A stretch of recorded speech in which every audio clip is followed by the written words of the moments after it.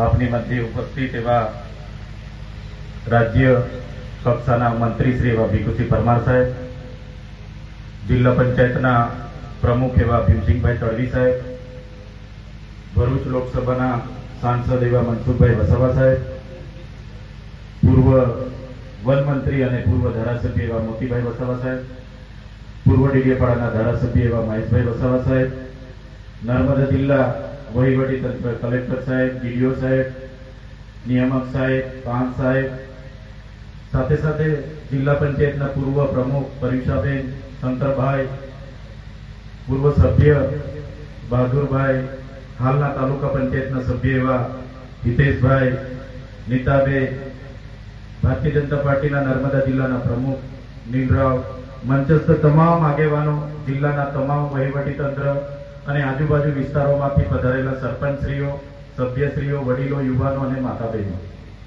સાથીઓ, આજનો દિવસ એ રાષ્ટ્રપિતા મહાત્મા ગાંધીજીનો જન્મદિવસ પણ છે અને જે રીતે 1997માં ભરૂચ જિલ્લામાંથી જે પ્રકારે નર્મદા જિલ્લો છૂટો પડ્યો અને વિકાસને વેગ મળ્યો, એ જ પ્રકારે અઠવાડિયા પહેલા કેબિનેટની બેઠકમાં ગુજરાતની સરકારે ગુજરાતના 17 જેટલા તાલુકાઓ નવરચિત કરવા માટેની એક જાહેરનામું પ્રસિદ્ધ કર્યું અને એમાં પણ ડેડિયાપાડા તાલુકામાંથી જ્યારે ચિત્તા તાલુકો બની રહ્યો હોય તો આજના પ્રસંગે અહીં ઉપસ્થિત તમામ મહાનુભાવોને, તમામ લોકોને હું અભિનંદન પણ આપું છું અને ગુજરાત સરકારનો આભાર માનું છું.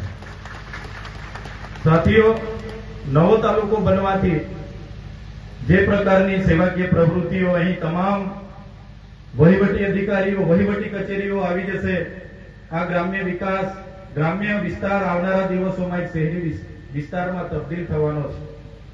હજારો લોકોને પોતાની રોજિંદી સેવાકીય પ્રવૃત્તિનો અહીંયા લાભ મળવાનો છે. સાથે સાથે આ વિસ્તારના જે પણ સીમાંકનમાં ગામો આવ્યા છે, તમામ પંચાયતો હોય, તમામ લોકો હોય, જેમ નાનો તાલુકો હશે વહીવટી રીતે સરકાર પણ વધુ ધ્યાન આપશે અને ઝડપી વિકાસમાં એમાં પ્રયાસો થવાના છે. ત્યારે આજના આ ઐતિહાસિક દિવસે અહીં ઉપસ્થિત થઈને ગર્વ થાય છે. ત્યારે વધારે વિશેષ નથી કહેતા, પરંતુ આ વિસ્તારમાં જે પણ ગામો સમાવેશ થયા છે, એક બે પંચાયતના થોડા ગામોની રજૂઆતો છે, એ પણ આવનારા દિવસોમાં સરકારની ધ્યાને મૂકીશું. જ્યારે પણ સીમાંકન નક્કી થયું હશે, ત્યારે સર્વે થયો હશે, પણ કેટલાક એ બાજુના ગામોની અમારા પર પણ અરજી આવી છે કે અમને ડેડિયાપાડા 12 કિલોમીટર પડે છે, ચિત્તા અમને 30 કિલોમીટર પડે છે.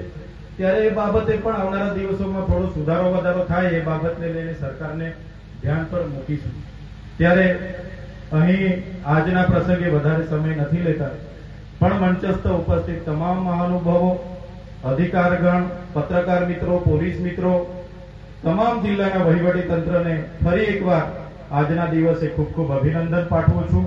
સાથે સાથે આશા રાખીએ છીએ આવનારા ભવિષ્યમાં ચિત્તા તાલુકો એક વેગવંતો બને, આ વિસ્તારના છેવાડાના વ્યક્તિ સુધી વિકાસ પહોંચે, સરળ વહીવટ થાય, એ જ અપેક્ષા સાથે એક નાની આજના શુભ દિન એક નાની મારી જે ધ્યાન દોરવા જેવી બાબત છે, તે પણ કલેક્ટર સાહેબ અને મંત્રી સાહેબને હું ધ્યાન પર મૂકું છું.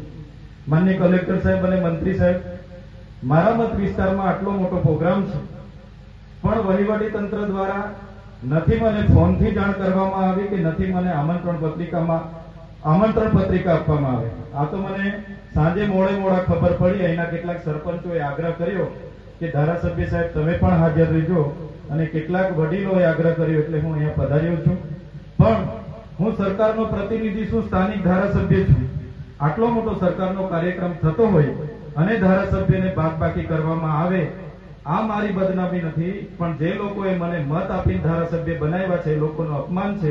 એટલે બીજી વાર આવું ભૂલ નહીં થાય, એ પણ તમને ધ્યાન દોરવા માટે હું વિનંતી કરું છું. મને આ અવસરે જે 5 મિનિટ બોલવા માટેની તક આપી છે, એ બદલ વહીવટી તંત્ર અને જેમણે મને સાંભળ્યા છે, જેમણે મારું સ્વાગત કર્યું, સન્માન કર્યું, એવા તમામ લોકોનો હું આભાર માની વિનમું છું. ધન્યવાદ. જય આદિવાસી.